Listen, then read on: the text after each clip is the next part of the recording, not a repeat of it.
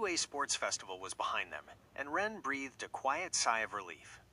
He had navigated the treacherous public eye, maintaining his elaborate quirk facade without a single slip. His friendships, particularly with Mina Ashido, had deepened significantly, making the burden of his secret both heavier and, paradoxically, more isolating. As the class transitioned into more advanced, realistic training scenarios, they found themselves on an off-campus urban simulation, focusing on reconnaissance and emergency response in a seemingly abandoned district of Musutafu. The atmosphere was less about public display and more about raw, practical heroics, making Ren feel a deceptive sense of security. Their routine patrol was shattered by a sudden, vicious ambush. From the shadows of a crumbling building emerged a villain whose quirk allowed him to generate suffocating, bone-chilling cold that instantly crystallized surfaces and numbed limbs. He moved with chilling speed, and before Ren could fully react, Mina was caught. Her acid quirk, effective as it was, struggled against the rapidly freezing environment, and she was forced into a defensive crouch, cornered against a wall, her vibrant pink form becoming dangerously brittle from the cold. The villain advanced, a cruel smile spreading across his frost-rimmed lips, clearly intent on incapacitating her permanently. Ren's blood ran cold. This was beyond a training exercise. Mina was in mortal peril. In that desperate moment, as the villain raised an ice-covered fist to strike, Ren's carefully constructed walls of secrecy crumbled entirely. His quirk would be too slow, too weak. With a primal surge of protective instinct, he reached for the ancient power within. His hands, though not visibly glowing, pulsed with raw magical energy as he focused, a silent incantation burning in his mind. Testicular torsion! Directing the spell at the male villain. The effect was immediate and grotesquely absolute. The villain's body seized up, his eyes widening in an unbearable agony that ripped a silent, ragged gasp from his throat. He dropped to his knees, clutching himself, completely incapacitated. Mina, stunned and barely breathing, stared from the writhing villain to Ren, her face a mask of profound disbelief. Ren, what? How? She whispered, her voice barely audible. Her mind reeled. This horrifying, inexplicable effect was far beyond any quirk she knew. Before Ren could even process Mina's stunned reaction, a chilling voice cut through the air, tinged with a predatory delight. Well, well, well. A true anomaly. A survivor of the old world. From a rooftop above, a new figure emerged, obscured by shadows, but their voice resonated with an ancient knowledge. So the whispers were true. The lineage continues. The villain didn't attack immediately. Instead, he watched Ren with an unnerving intensity. Join us, little mage, and your ancient bloodline will be honored. Refuse, and your forgotten power will be exposed for all the world to see, and your kind will be hunted to extinction, just like before. Ren's despair was absolute, his paranoia spiking. His deepest secret was out, not just to a friend, but to a villain who knew exactly what he was. Just as the shadowy villain made a move to capture Ren, other UA staff arrived, having detected the unscheduled villain activity. The original villain was secured, but the shadowy figure vanished, leaving behind only a lingering chill and the terrifying weight of his threat. The immediate aftermath was a blur of heroics and first aid, but for Ren and Mina the world had irrevocably shifted. There was no need for words between them.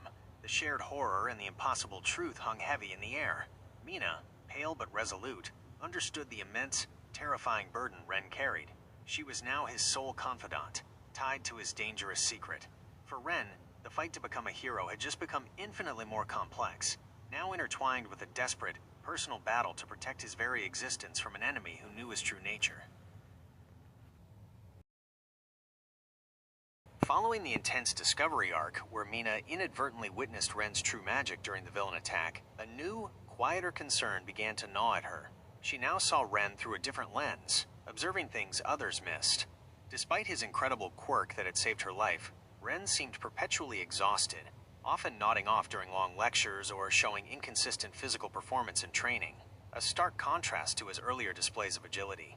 He remained guarded, deflecting any questions about his life outside UA, and was always the first to bolt out the school gates, never lingering for the casual after-school camaraderie. Mina, with her boundless empathy, couldn't shake the feeling that something more profound was troubling him beyond the burden of his magical secret. Driven by a fierce, loyal worry for the boy who had revealed such a terrifying truth to her, Mina decided she couldn't stand by. One afternoon, after a particularly grueling hero ethics class that seemed to drain Ren to his core, she discreetly fell in behind him as he left school. She wasn't trying to expose him further, but simply to understand the deeper source of his weariness. Ren, clearly lost in his own exhaustion, was less cautious than usual, taking the familiar, well-worn path from UA's gleaming campus into the grittier, older sections of Musutafu, leading Mina further and further from the bustling, well-maintained hero district she was used to. Mina's quiet pursuit led her to a bewildering, double discovery. Her heart sank as Ren pushed open the door to the Wild Thorn, a dimly lit, slightly grimy neighborhood bar. Peeking through the window, she watched in stunned disbelief as Ren, the quiet, academically struggling, magical classmate, moved behind the counter. He was barely tall enough to comfortably reach some of the higher shelves, yet he expertly mixed drinks, wiped down counters, and served gruff, working-class patrons. The sheer incongruity of a 16-year-old UA student, small and clearly exhausted, performing such adult labor in that environment was a punch to her gut. She even caught a fleeting glimpse of something subtly supernatural, a heavy crate of bottles seemingly lifting itself with impossible ease, a faint shimmer of magic only she, now clued into his secret, might perceive. Even more distraught, Mina waited outside until Ren's late shift finally ended. She then followed him on his silent, weary walk home through dark, less maintained streets, far from the bright, clean residential areas where most UA students might live. Her heart ached as he turned into a neglected, slightly dilapidated apartment building.